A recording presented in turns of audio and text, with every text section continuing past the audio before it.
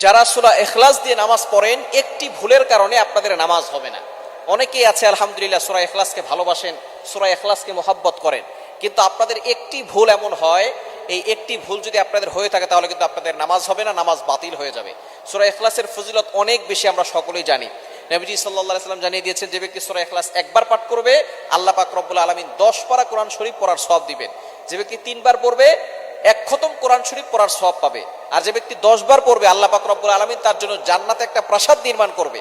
এবং আমরা এরকম অনেক হাদিস শুনেছি যে নবীজি সাল্লাল্লাহু আলাইহি ওয়াসাল্লাম জানিয়ে দিয়েছেন, যারা সূরা ইখলাসকে ভালোবাসবে সূরা ইখলাসের ভালোবাসা তাকে জান্নাত পর্যন্ত পৌঁছে দিবে। এক সাহাবী সব নামাজে সূরা ইখলাস পড়তেন, প্রত্যেক নামাজেই তার সূরা ইখলাস থাকতো। সাহাবাকে অভিযোগ করলেন, ইয়া রাসূলুল্লাহ, সে তো প্রত্যেক নামাজেই সে সূরা ইখলাস পড়ে।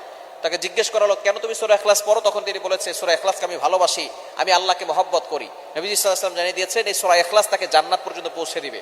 সুতরাং সূরা ইখলাসের ফজিলত অনেক বেশি, কিন্তু আমরা অনেকেই সূরা ইখলাস পড়ি, কুল হুয়াল্লাহু আহাদ আল্লাহুস সামাদ লাম ইয়ালিদ ওয়া লাম ইউলাদ ওয়া লাম ইয়াকুল লাহু কুফুয়ান আহাদ। ছোট্ট সূরা, ফজিলত অনেক বেশি। এই কারণে আমরা অনেকেই সূরা ইখলাস দিয়ে নামাজ পড়ি, কিন্তু আমাদের একটা ভুলের কারণে নামাজ বাতিল হয়। সেটা কি? আমরা অনেকে কফের জায়গায় কাফ পড়ি। একটা হচ্ছে কফ আর একটা হচ্ছে কাফ। কাফটা একটু পাতলা হবে, চিকন হবে, আর কফ একটু শক্ত করে পড়তে হবে। অনেকে এই ভুলটা করে। কফ দিয়ে পড়লে কুল হুয়াল্লাহু আহাদ, এটা যদি আপনি পড়েন তাহলে অর্থ হবে, নবী আপনি বলুন আল্লাহ এক, অদ্বিতীয়। আল্লাহ পাক রব্বুল আলামিন তার পরিচয় দিচ্ছেন এখানে। আল্লাহ পাক রব্বুল আলামিন এখানে বলছেন কুল হুয়াল্লাহু আহাদ, এখানে কফ দিয়ে পড়ছেন। কিন্তু অনেকেই ভুল করে, উচ্চারণ সঠিক না হওয়ার কারণে তারা পরে কাফ দিয়ে কুল হুয়াল্লাহ। কুল শব্দের অর্থ হচ্ছে খাওয়া, আপনি খান। হুয়াল্লাহু আহাদ, আল্লাহ এক। সুতরাং কোরআন শরীফের কোন অর্থ যদি চেঞ্জ হয়ে যায় তাহলে আপনার নামাজ হবে না, নামাজ বাতিল হয়ে যাবে।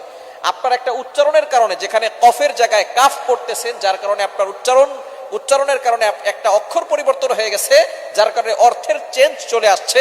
এরকম শুধু সূরা ইখলাসে নয়, পবিত্র কোরআনুল কারীমের যেখানেই আপনি যদি উচ্চারণ সঠিকভাবে না করেন তাহলে কিন্তু অর্থ চেঞ্জ হওয়ার সম্ভাবনা আছে, যার কারণে আপনার নামাজ বাতিল হয়ে যাবে।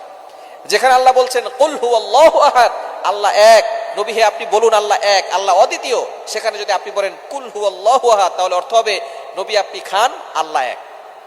সুতরাং অর্থ চেঞ্জ হওয়ার কারণে আপনার নামাজ বাতিল হয়ে যাবে। এজন্য অবশ্যই সতর্ক থাকতে হবে। আমরা কোরআন শরীফটা অবশ্যই শুদ্ধ করে পড়ার চেষ্টা করব। দুনিয়ার সবকিছু ঠিকঠাক মতো চলে, শুধু কোরআন শরীফের বেলায় কোরআন শরীফটা শুদ্ধ করে পড়ে না। আপনি কোরআন শরীফ সব না পারেন, যেই সূরাগুলো দিয়ে আপনি নামাজ পড়েন, ছোট ছোট সূরা, এগুলো তো আপনি শুদ্ধ করে পড়তে পারেন। অনেকে সূরা ফাতিহা শুদ্ধ করে পড়তে পারে না, অনেকে সূরা ইখলাস, সূরা ফালাক, সূরা নাস এগুলো শুদ্ধ করে পড়তে পারে না। যেগুলো দিয়ে নামাজ পড়ে সেগুলোই তার শুদ্ধ হয় না।